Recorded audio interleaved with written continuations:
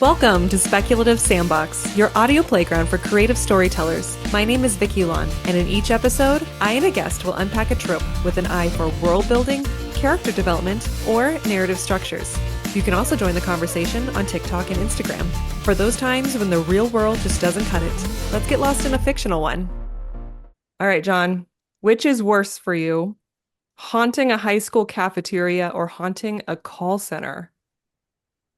Haunting a high school cafeteria or haunting? Who's doing the haunting? You. I Me. predestined you now. You in the afterlife, you're a ghost. You Okay. you're either going to be haunting a high school cafeteria or a call center. Oh, the call center. That sounds so boring. Really? You never Yeah. know. There might be some, drama that you could observe. No, scaring high school kids would be fun. Sort Okay, of get even, you know? there you go. I feel like they would be a little bit more engaged if you were haunting them than They call would. centers. Yeah. Yeah, crank calls versus truly frightening people. Okay, I'll Yeah. take the truly frightening people. Okay, fair enough. All right, Yeah. John, I'm so happy to have you here on the podcast. You've been on here several times, both with Thanks for me having me and on. as an author takeover. So, how about you introduce yourself and tell us about your latest projects? Yeah, so I've been doing the author thing officially for writing short stories for decades and getting those published. But rolled out my first novel in 2018 and just released in August. It's called Second Coming, my latest novel, and the reviews are starting to roll in on Goodreads, and I couldn't be happier. That's So, awesome. yeah, How exciting. Congratulations. thank you. Very cool. All right, so the reason why we're here today is to talk about paranormal places, and you're a bit of an expert with this topic. Can you walk us through why you were interested in this? Yeah, I didn't start out to be an expert. I went into it as I go into everything with an open mind. I started doing what I call haunted reels in June of 2023, strictly for social media content as part of my book marketing work. And social media is perfect to reach the world's youth. You see it, a pretty young woman posts daily videos of herself lip syncing or dancing or putting on makeup, and within weeks she amasses 500,000 followers. Mm-hmm. It's incredible. In case you haven't noticed, I'm not young, I'm not pretty, You're not dancing?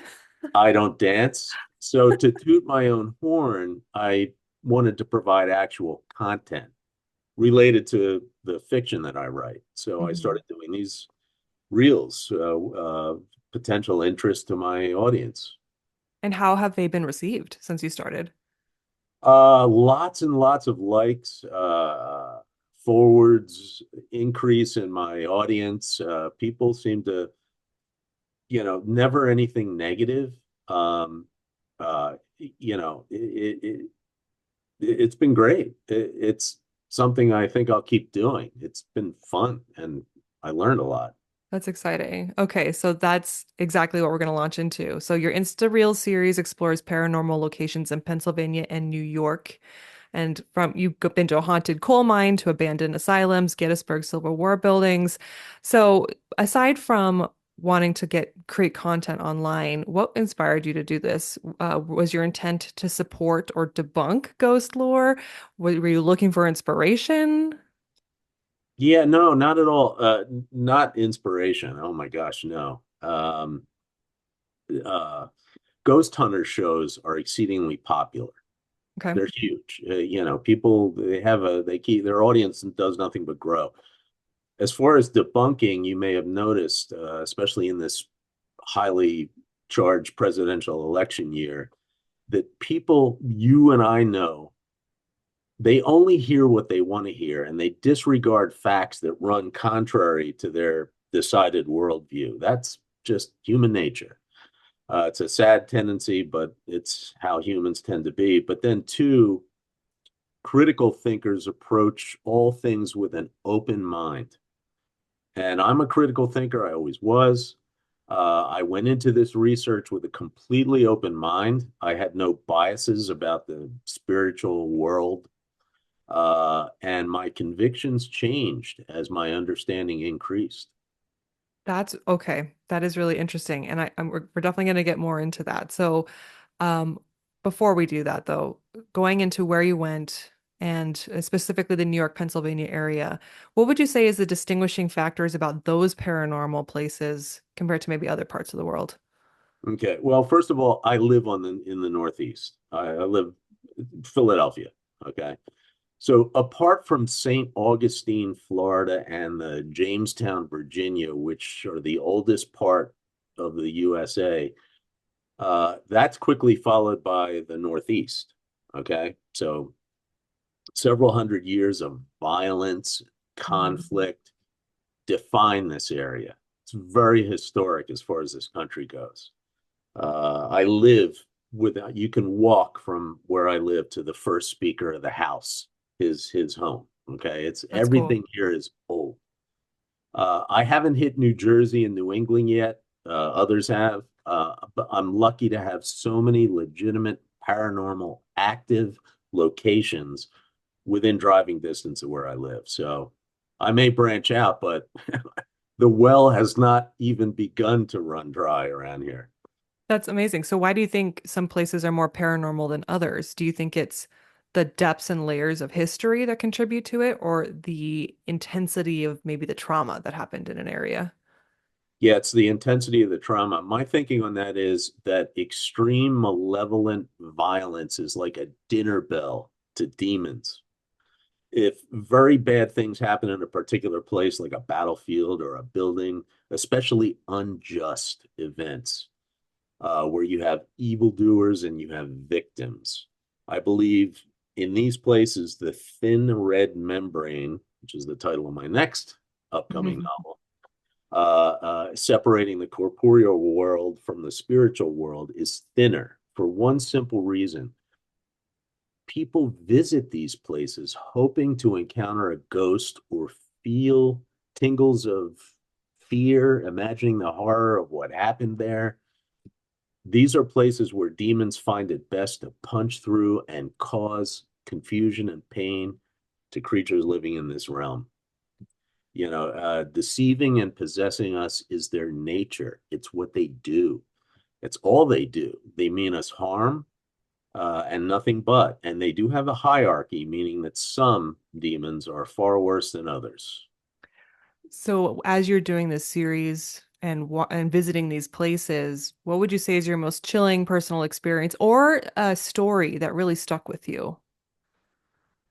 Okay, well, I've done a lot of reels, probably 70. Hmm. So I've been to a lot of paranormal active locations. I'd say three were the three affected me more than the rest. Okay. Um, the first one was where my friend had purchased a property in Valley Forge, Pennsylvania, which is in the 1600s it was built, but then during the Revolution in the 1700s it was occupied by General Cornwallis of the British Army. And my friend, I just hung up with him before this podcast.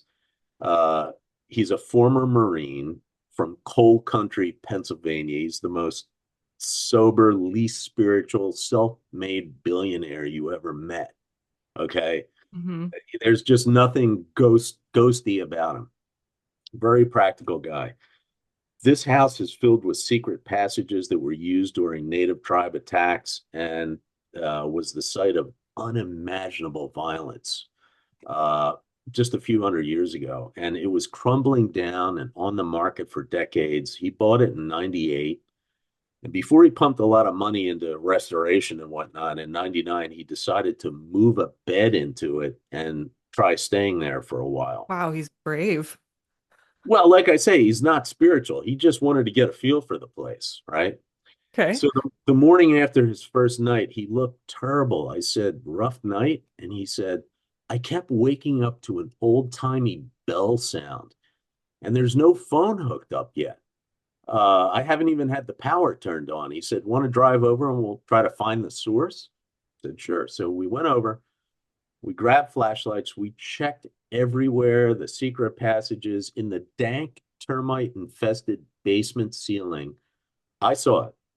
this old 19th century twin bell with a mini hammer in between that strikes the bells when electricity hits it. And then there's this old bare copper wires that were rolled up, dusty, and disconnected beside it. Disconnected. That's the only source we could find. And this is a huge property. It's not like the neighbor Mm-hmm. is within earshot. If a bell was waking him up, it was coming from somewhere very close, right? And also, he said he felt a weight like somebody sitting on the bed. And inside of a round window, like an Amityville horror type, you know, eye like window, it's covered year round on the inside with these big blue bottle flies, and there's nothing organic around it, like old food or a dead animal or anything that might attract the flies. Yet this window is always covered with them, and I saw it. That's what freaked me out. This isn't secondhand. These eyes saw this stuff and saw his body language after this first bad night there. So that I found was pretty chilling. So was that coal mine in Mm-hmm. Ashland, Pennsylvania. They had a copy there of an audio recording that paranormal researchers made, and there's demons. They supposedly demons down in this mine that's been freaking people out for a long time, and miners met their awful unjust deaths down in the mine. Um, and these coal miner employees that work there, they've been there for decades. They're just very salt of the earth people. You know, they're not given to flights of fancy or wild imaginings. They're just trying to live out there. It's a very poor area, right? And I I spoke to them, and you know, they're all freaked out by the demons that they heard caught on tape on EVP. Okay, so if Ooh. you could see their body language and the look in their eyes when they're telling you about this, you know, you get freaked out. I don't care who you are, you're freaked out. Okay. Is there a difference when you are interviewing people that are freaked out, like that can tell you it's real versus Yeah. someone who's just making it up? Yeah. Oh, of course. Like, you know, Gettysburg is a huge paranormal attraction. People come from all over. And they even have, you know, you can pay and they'll take you through these places as part of a paid tour, you know, and they're just reciting. Okay. They're not freaked out. When you talk to somebody who's been freaked out by demonic presence, oh, it's a totally different body language. You know, they're scared. They know this isn't made up stuff, you know, and the last one is right where, you know, it's right near me. It's this old tavern. It's been around since the 1600s, and I'm friends with one of the three guys that owns it. So he had the manager who's been there forever take me through it, attic to basement. And this guy's in charge of hiring and firing all the employees. And his name's Dave. And he's a huge, scary, shaved headed, Mr. Clean kind of guy that nothing phases. And he was freaked out. He was telling me some employees quit over the figures they've seen moving in the basement, humanoid figures, you know, stoves turning on, gas stoves, lighting for no reason, freaking people out, scaring them, you know.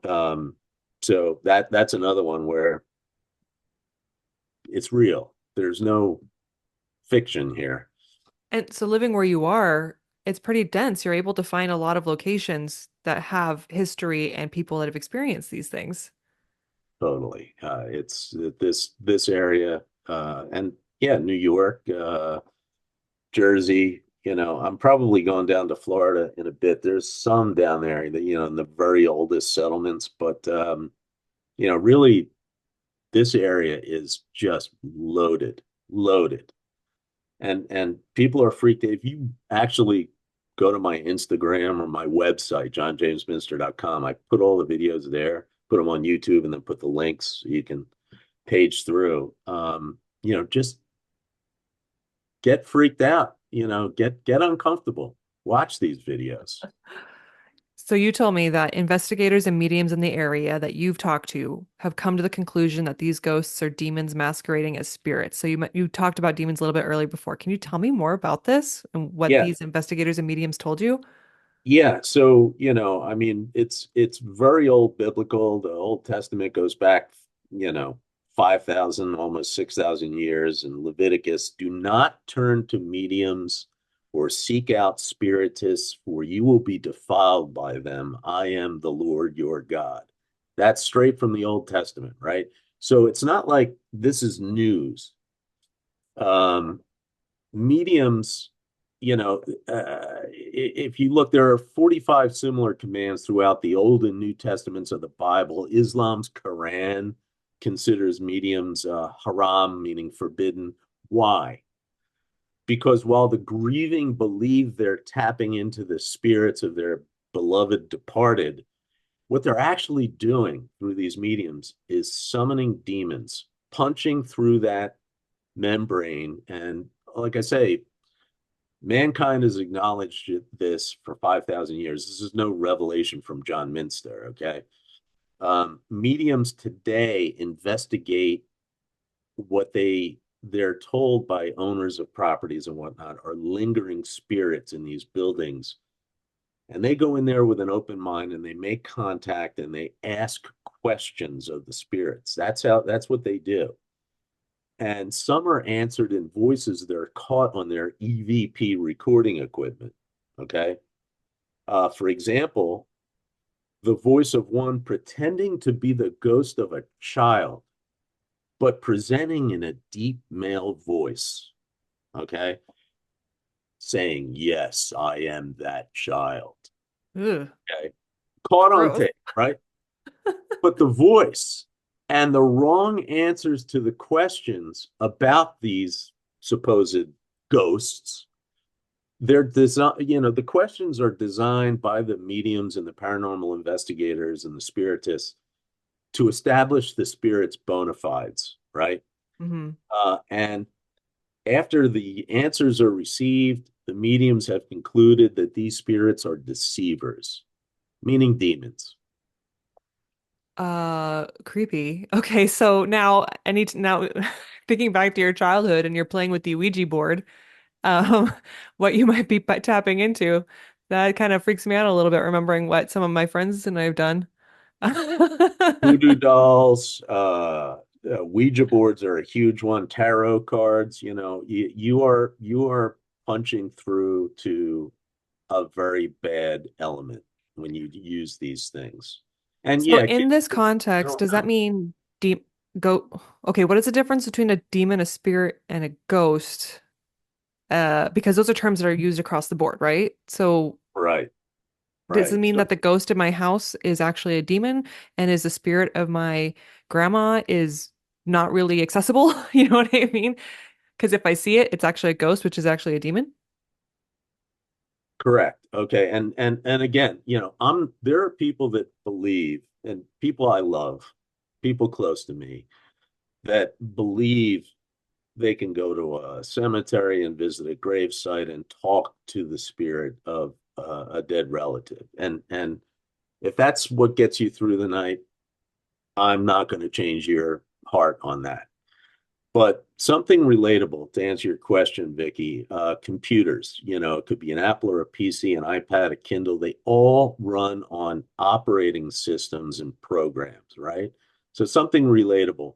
The same with human beings. What are we? Bags of blood, animated meat Mhm. shells. Where does the energy and the consciousness come from? Um, that's a program. These are programs, and we each have them. And after our gadgets slowly crumble apart, what happens to these energized programs? You know, uh, Spirits, ghosts, if you will, the great bioprogrammer who created our programs gets to decide what happens after the hardware goes. What happens to the unique energy and the memories and the feelings and thoughts that defined us while we were in the boxes. So, if we study the Holy Bible and Scripture, some high value programs return directly to the programmer, like Yeshua, which Christ, Jesus, his real name was Yeshua. The Bible tells us returned to the Father, the programmer. Isaiah the prophet, Abraham, Moses, great patriarchs, they returned to the Father right away. The apostles were told they would return to the Father right away, right? Um, but others, me, I'm not special. Lazarus, right? Perfect example from the New Testament. Lazarus fell asleep. Okay. Jesus went to waken him, right? Yeshua. He did not, when Lazarus returned to his body, he did not regale them with tales of heaven and, oh, it was a big party and now I'm back here again fighting for a living. It wasn't like that. He was asleep. And that's how it is with human programs. They enter sleep mode until the day of judgment. We are promised a day of judgment. So spirits that entered sleep mode 1,000 years ago or 10 minutes ago all get judged on the same day. Okay. So some spirits go right back to the programmer, others get judged, right? Ghosts. What do we know about ghosts? There's a Holy Ghost, the Holy Spirit. It's part of the Trinity that is God. The Bible talks about that. So spirits are programs, ghosts are programs, angels are programs, demons and Satan himself are programs. Okay. Um, and what is demon? It comes from the Greek word daemon. It meant spirit or supernatural being. So, certain spirits are sentenced to this rotating rock in space that we call Earth. You and I were sentenced here. Satan and his fallen angels, demons, sentenced here. Uh, um, so there's all kinds of what is a ghost? What is a demon? What is a spirit? It's all programs. They were created, they were engineered, and they have different usefulness to the programmer. So then, what does this mean for when we're talking about anytime you witness something of that seems supernatural, paranormal, and it's really a demon kind of masquerading as the child, as your relative? What does this say about a lot of the TV shows, the ghost hunting shows, where they're seeing things? Does that mean that we're seeing them kind of in encountering dangerous situations, or are there circumstances where things are fabricated? What does this mean for what we've witnessed ourselves on TV or on YouTube? Yeah, I believe some of it is fabricated. Some of it is absolutely real. Who I can't trust entertainment. So, who can you trust with this stuff? Uh, so there's Billy Hallowell has a podcast. It's a very good podcast. It's called Playing with Fire, and it covers demonic realities in detail by interviewing those who were closest to it. Okay. For example, former New York City paramedic and police officer of 20 plus years turned demonologist. His name's Chris DeFlorio. So Officer DeFlorio saw all the worst of the evil in the streets of New York. And as time went on, God grabbed hold of his heart. He became Christian. He wasn't prior, which is when he started to combat evil directly.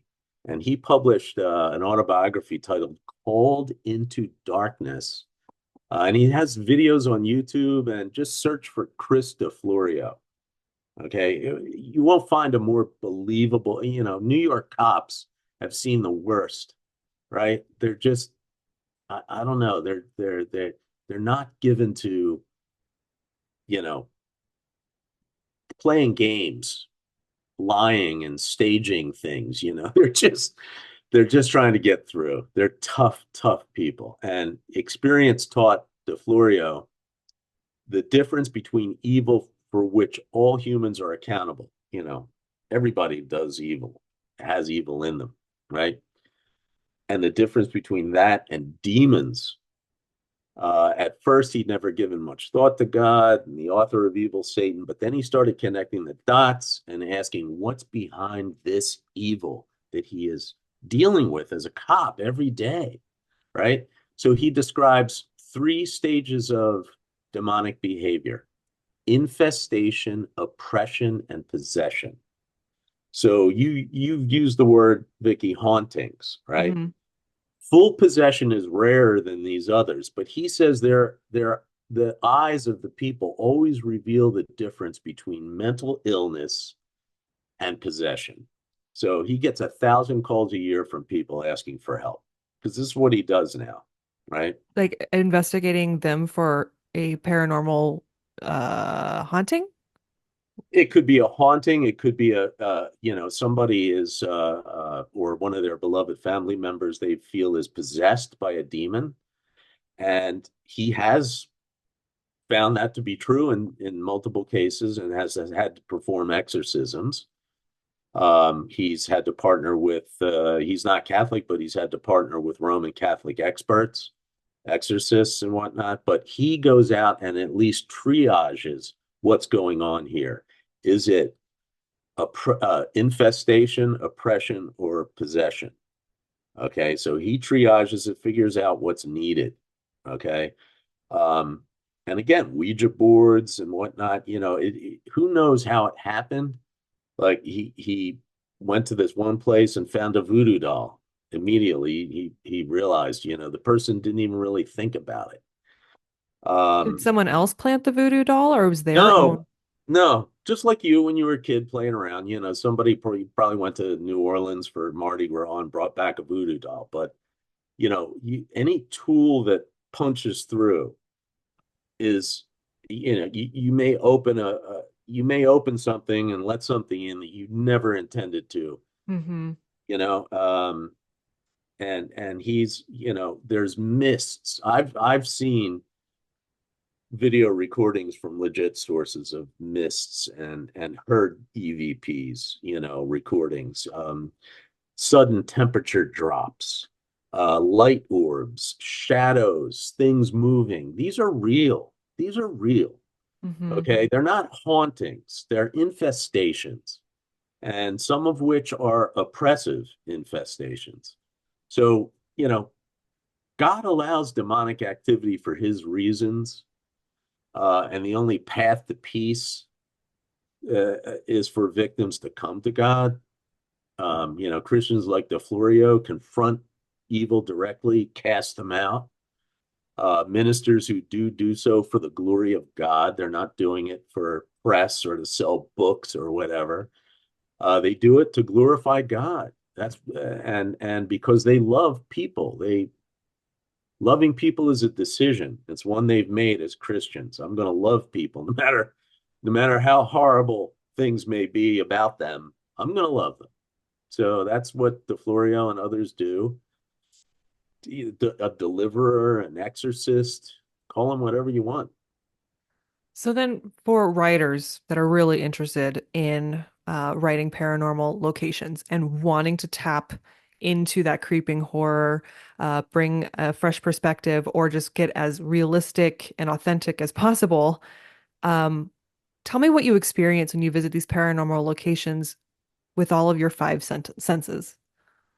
Yeah, so I have never tasted a demon. I've never smelled a demon. No, but No. does it smell like eggs? Like like when you have Yeah, a yeah, gas no, leak? no, no. I'd say, again, like what would convince an eyewitness, a direct first person eyewitness. And if you're old like me, and you've spent decades and decades of studying people and reading their body language and getting more from the unspoken than you do from the spoken. Okay. When you look at somebody that's been challenged by evil, by, infested or oppressed, God forbid, possessed, um, Sorry, you, one sec. I don't know if you can hear the banging on my door. It's not a ghost. It's my dog. I'm oh, still listening. I'm oh, gonna let her in. that's cool. Sorry. I thought maybe I could ignore her. Yeah, no, Keep going. no, can't ignore dogs. Yeah, I would say for my readers, you know, some of them some of them have some of them have experienced firsthand, and people I know have experienced evil firsthand, and that is what has informed me. Do you ever worry that by going into these places that you're inviting attention or that whatever you encounter is going to follow you out? Great question. No, not one bit. I mean, Really? spiritual warriors like DeFlorio will tell you to know your enemy. Researching demons, which I do a lot of for my fiction work. I am like a demonologist at this point, but researching them does not invite them into your life. I hope my books move only one person to open up and think critically and seek a deeper understanding of the spiritual realm, maybe a personal relationship with the great bioprogrammer, whatever you want to call him. If but I feel completely inoculated. They're not following me home. I don't invite them in. Um, Researching demons does not invite them in. Kids doing cosplay on Halloween. I see a lot of crap on social media, Christians advising other Christians, don't let your kids participate in Halloween. Come on, dressing up as a ghost and going around begging for candy is not inviting demons into their lives. Okay. It's just not. But all this occult stuff, tarot cards, black masses, innocent things, you know, asking a magic 8 ball, Ouija boards, voodoo dolls, you run the risk. Mm. You do run the risk. And what about the act of writing your books? Are you invoking any attention? Hopefully, again, You're like, give me all that attention. yeah, yeah, no, You're like, books, you obviously, at least ghosts, can you pay for my reading my books then? yeah, no, it's, believe me, I'm not in it for the money. I made my money. No, I would love for someone to read my books and then think. The books are designed to make people feel, to hmm absorb and pull them in and hold them, you know. That's entertainment. But hopefully they also make people think because people don't often think about the spiritual and what could be more important, what could be more important. But yeah, people deny the existence of spirits. Good luck with that. So, speaking of thinking critically, should there be a degree of skepticism in any storytelling relating to ghosts? Yeah, I absolutely. I mean, look, here's my opinion. Vampires and werewolves are actually cover stories for early serial killers.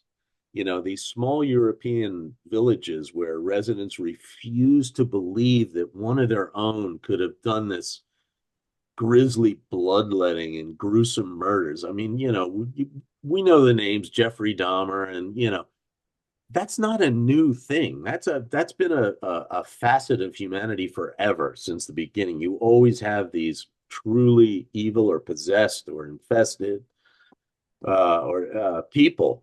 Okay, so when these things happen in these small villages, they couldn't blame it on one of their own, so they blamed a werewolf, and it became a legend that after that generation died, the legend got passed on and it just grew. That's how legends start with some grain of truth and then they grow into this ridiculous genre. So the same is true with vampires and werewolves.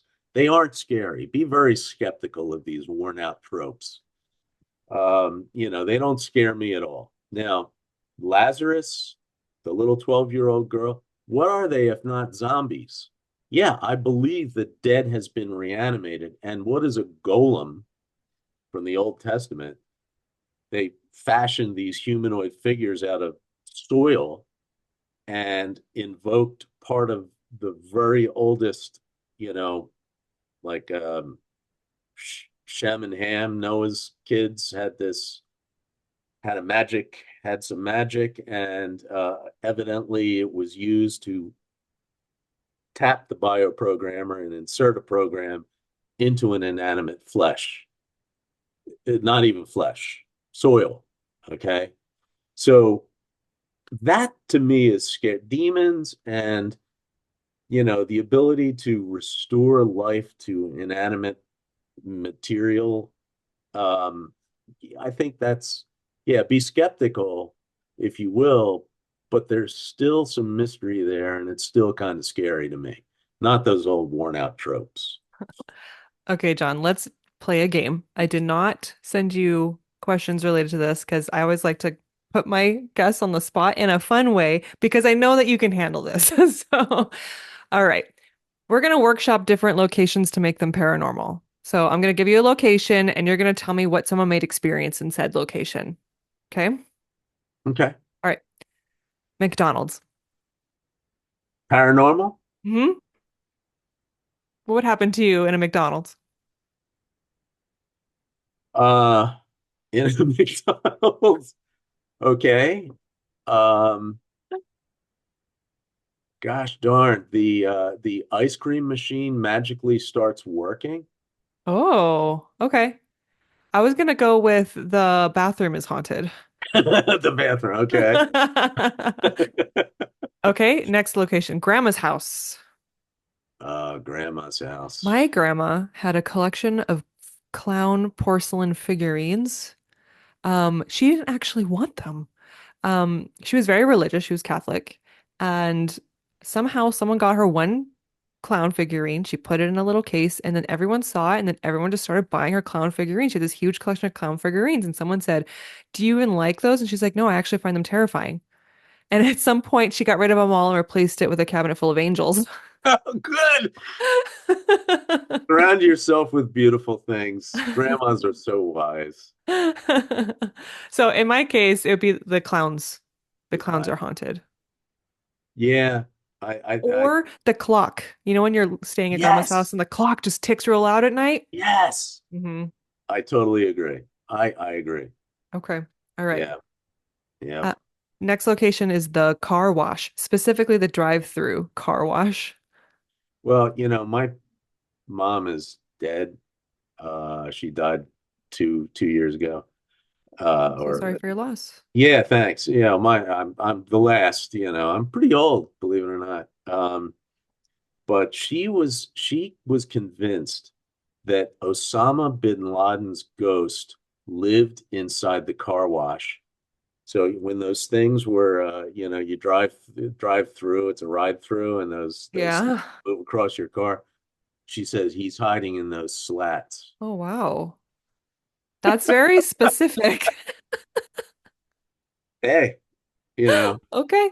I Um, didn't try to dissuade her. I mean, I know at she's that point you're just like, okay. 93 when she died, so good long run. That would be quite terrifying though, if you need to get like, can you imagine you have one single car wash in the entire small town you live in, world building here, and your car is really dirty and you are terrified to take it through and like, but maybe you have to for some instance, I don't know, you can't wash it yourself. Maybe you live in an HOA that doesn't allow you to wash your car in your own driveway, Yeah, which right. I live in, and I don't know how I'm supposed to, like, there isn't even a car wash in my town. So I'm Uh, like, I have to leave town. Anyway, at least um, they let you have a dog. There you go.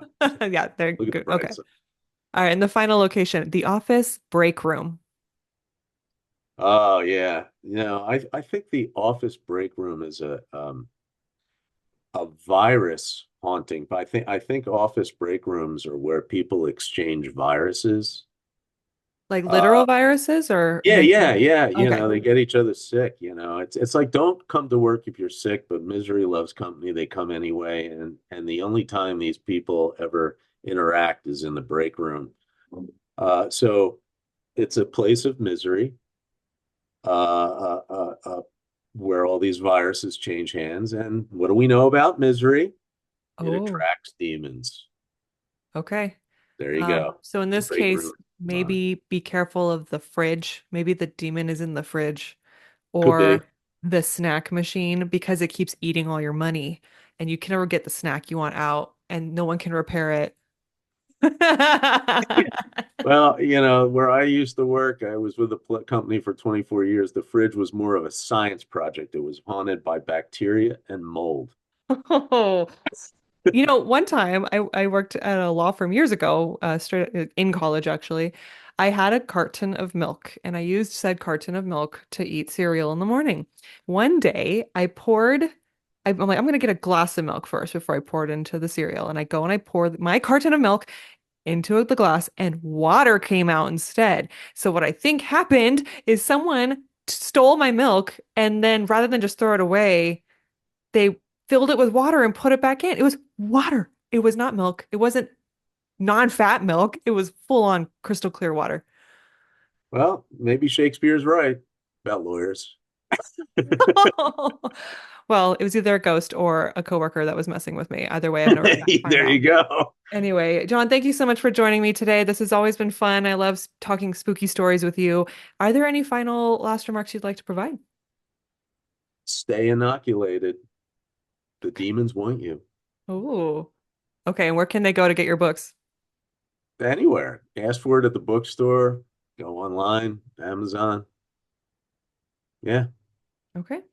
All right. Thank you again, John. Thank you again, listeners, for tuning in. And I'll see you guys all next week. Bye.